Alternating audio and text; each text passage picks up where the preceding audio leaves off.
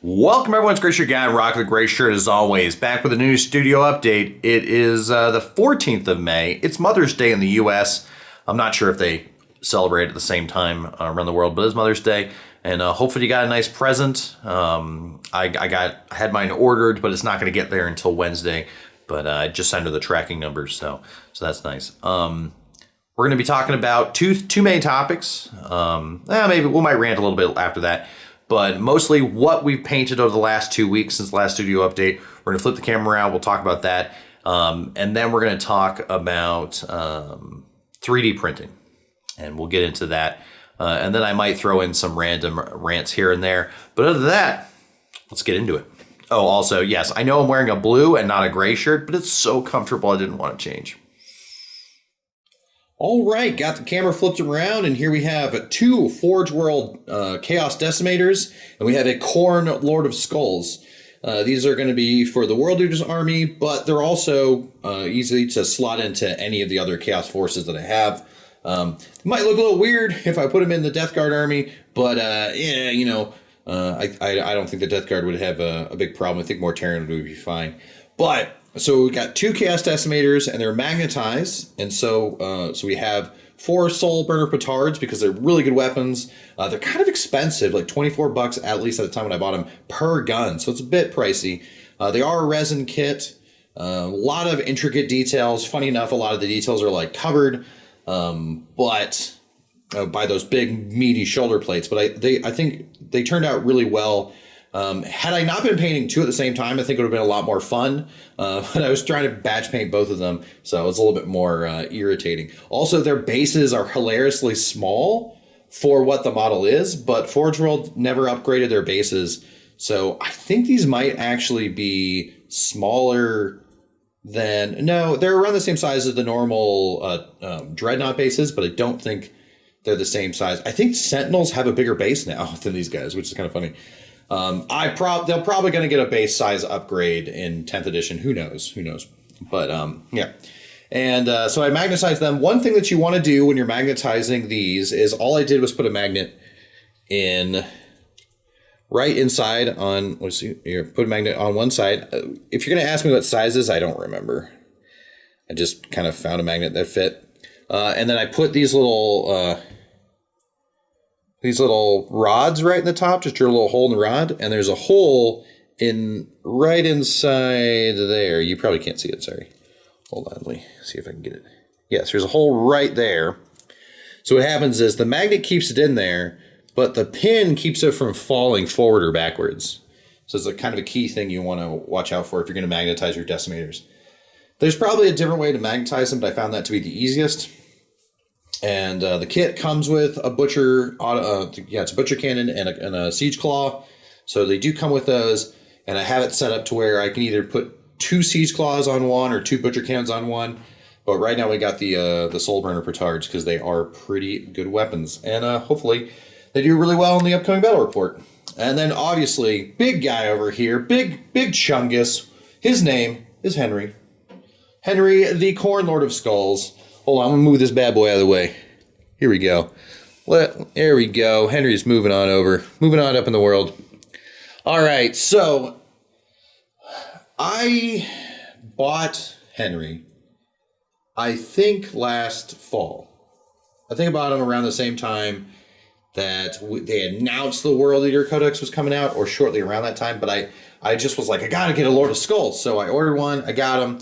Finally assembled him, finally painted him, and he does match my World Eaters Warband. 1 second. Let me grab a model.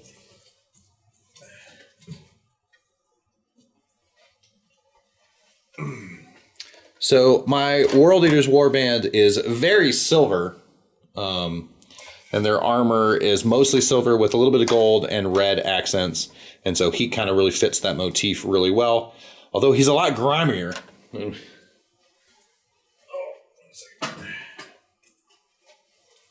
So why is he grime here? Well, I discovered Streak and Grime. So all of the other models, all the other vehicles in the army were essentially primed a slightly different silver. They were base coated with lead belcher. This was a Vallejo magnesium, which is more of an airbrush metallic. It's really close to Leadbelcher, just has a slightly different shine. And then they were all done with I think an Agrax or a Nuln Oil pin wash. Oops, I hit the camera. But with Henry here, I discovered Streak and Grime. I used it on a couple random guard vehicles here and there for pin washing purposes. But I figured I'd give it a try, and it worked so well, making the Decimators look really grimy, that I was like, yeah, let's put on the Lord of Skulls as well. Will I be using Streak and Grime on everything moving forward?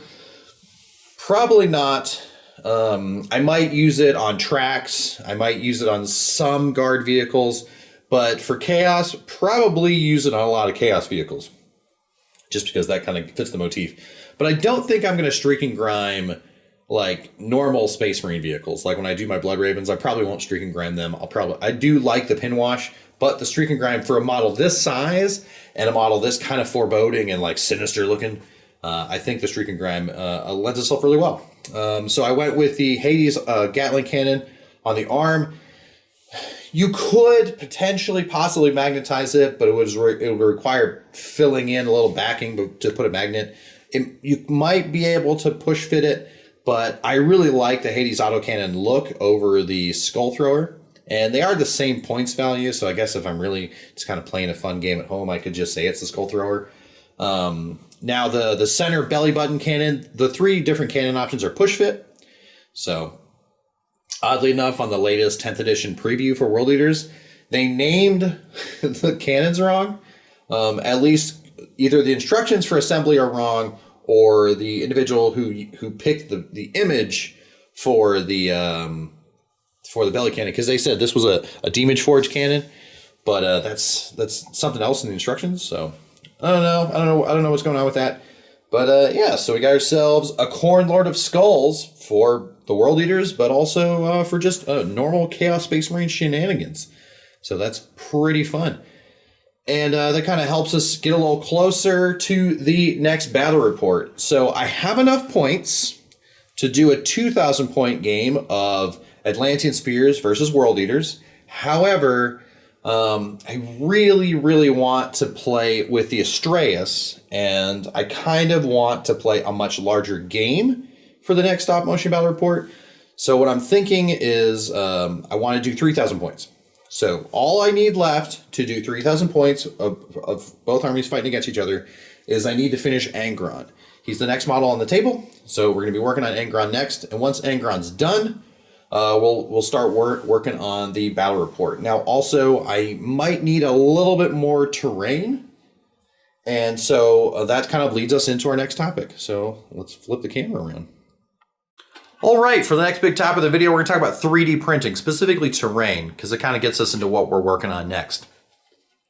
I have 2 printers right now. I have a Mono X6K from Anycubic. I don't think they make that one anymore, but they do make other ones that are similar in size, and that one works really well. I use that to make little terrain bits, because the resin, I don't need to make a whole building out of resin. It would be too brittle and too heavy, so I make little ammo canisters and things like that. But that one's mostly for doing models and not really specifically for doing terrain.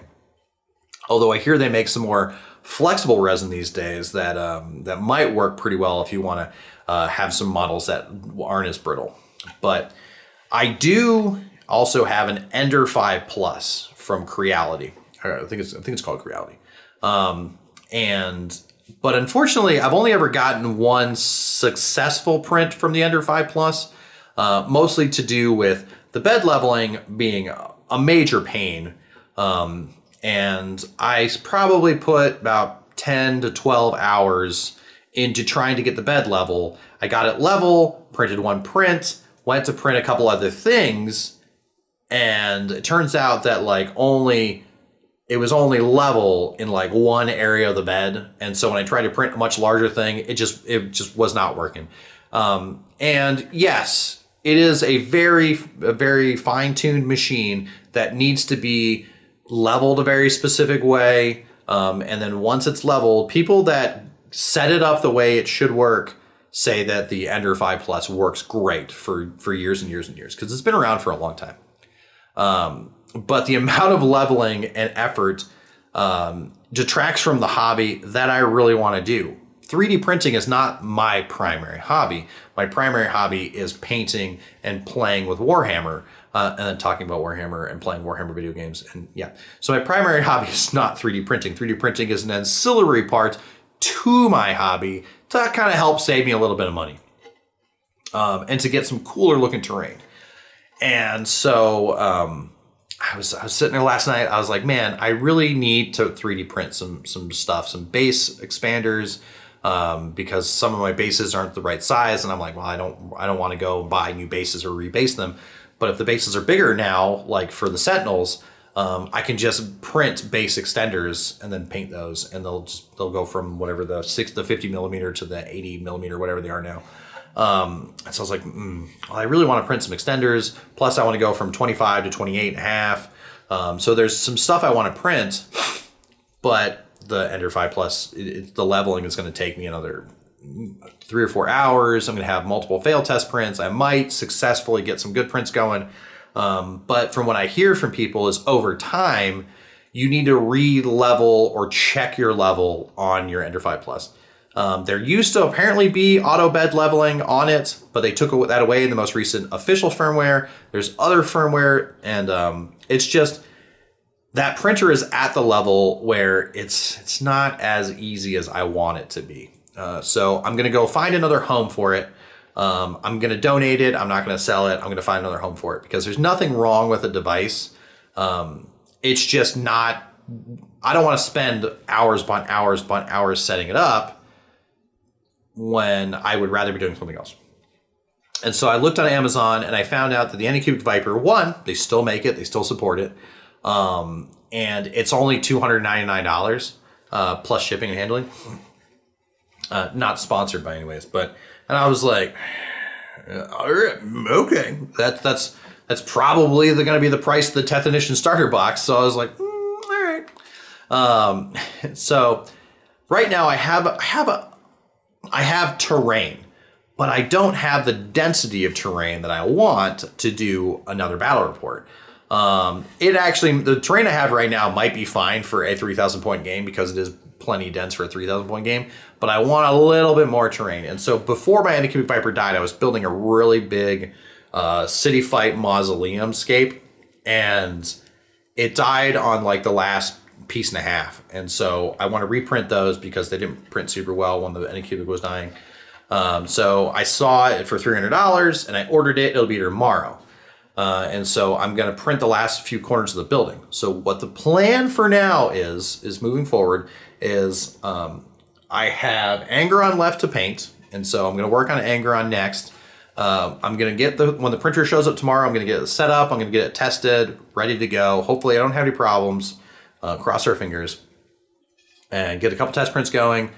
And then once I know that it's working, I'm going to print the last few corners of this huge building.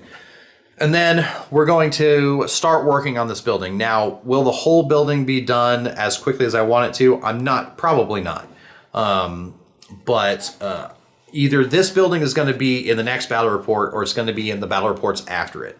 I might just use the terrain that I have right now to get, I have a huge volcano that's already printed. I might actually paint the big volcano up and have the volcano in like the middle of the board or something. I'll figure it out. But I really want to do World Eaters versus Atlantean Spears. And the terrain I have right now is fine, but I want to get some more terrain done before we get to the next stage, before we get more battle reports running. And so, so we got the Anycubic Viper on the way. I'm going to find a new home for the Ender 5 Plus, and we're going to get some more terrain printed. Aside from that, let's see.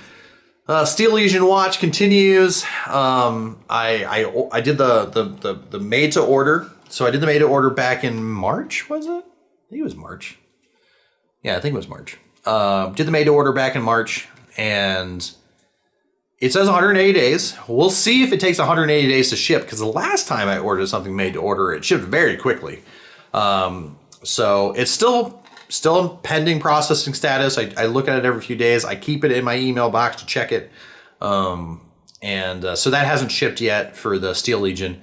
But that's fine. I have other stuff. I was about to start assembling like that. I have a Baneblade artillery project, which is 3 Basilisk mounted onto a Baneblade for just kind of a fun kit bash, super heavy. I was about to assemble that, but I was like, I have so many models that are not painted, and I kind of want to get more armies painted before I build more models. And which is fine. I finally picked a color scheme for my Praetorian Guard. If you've ever seen Howl's Moving Castle, the soldiers in that where they have the blue and the red. I think it's a blue top and red pants. That's what we're going to do with our Praetorian Guard. So it's a slightly different take on the Praetorian Guard's original color scheme, but very similar. So that'll be when I get around to those. But the plan is to get Angeron done, maybe get some more terrain painted, film the next stop of motion battle report, and then work on the Sisters of Battle. That's the current plan, and to get that army spun up and ready to go. But yeah, so I think that might be it. Oh, that new Space Marine bolt gun game is coming out. Not obviously I'm not sponsored. GW's not going to sponsor me. I 3D print too many things. But